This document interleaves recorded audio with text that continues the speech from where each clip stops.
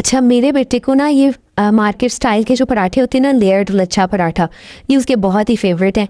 मुझे बहुत सी मैंने रेसिपीज़ ट्राई की, तो हर माँ की तरह मेरी भी ना ये पूरी कोशिश कि मैं अपने बच्चे की ना पसंद के पराठे बना सकूँ। बहुत सी रेसिपीज़ मैंने ट्राई करनी, लेकिन मुझे ना वो रिज़ल्ट नहीं मिलता था, और ना ही वो उसको ओके करता था कि हाँ जी मुझे ये पराठा पसंद आ गया। कोई ना कोई उसमें कमी रह जाती थी। तो फाइनली ना मुझे अब ऐसी रेसिपी मिल गई है कि मेरे बेटे ने भी माशाल्लाह से इसको ओके कर दिया कि हाँ जी मामा ये बिल्कुल ज़बरदस्त, मुझे ऐसे पराठे पसंद हैं।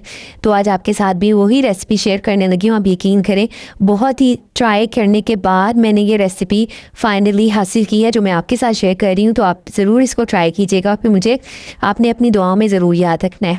तो देखिए, मैंने इसके लिए ना 300 ग्राम मैदा लिया है, और हाफ़ टी स्पून इसमें नमक, और 1 चमचा चीनी डाली है, 1 टीस्पून चीनी, और मैंने इसमें 200 ग्राम पानी, उबलता हुआ पानी डाला है, यानी गर्म पानी डालना है।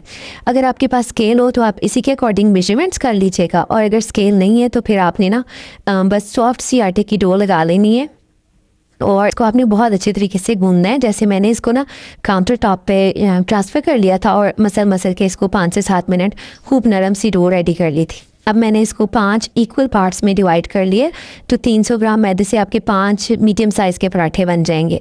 अब पेड़े बना के ना आपने इसको ऑयल से खूब अच्छी तरह ना लुब्रिकेट कर देना है। फुली कोटेड होना चाहिए ऑयल में। ऑयल लगा के अब आपने इसको प्लास्टिक से रैप करके ना रख देना है 15 मिनट, और फिर इसके बाद आपने एक पेड़ा ले लेना है और बाकियों को दोबारा प्लास्टिक रैप लगा देना है।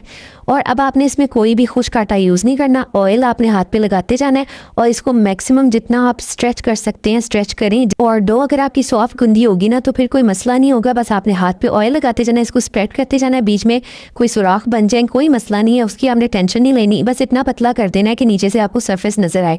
फिर आपने इस तरह से इसको दोनों तरफ से उठा के इसकी दोबारा से लेयर्स लगानी है। अच्छा, पहले आपने उस पर ऑयल लगा के ना तो स्प्रिंकल करना है थोड़ा सा कॉर्नफ्लावर, और फिर जिस तरह मैंने आपको दिखा रही हूँ बस इस तरह आपने हर स्टेप पे ऑयल लगाते जाना है और ऊपर कॉर्नफ्लावर को स्प्रिंकल करते जाना है।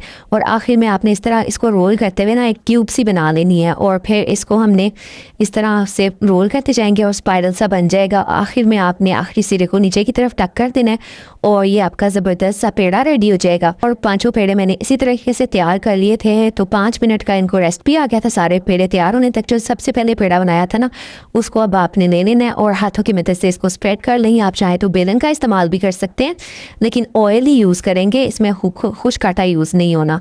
और अब आप चाहें तो इसको ऑयल लगा के दोबारा पराठा बना लें, आप इसको ऑयल के बगैर भी तलेंगे ना तो बहुत ही खस्ता और ज़बरदस्त ये पराठा रेडी होगा। इसके साथ आप चाय का कप लें और इन्जॉय करें। अच्छा लगा तो like share subscribe follow for more.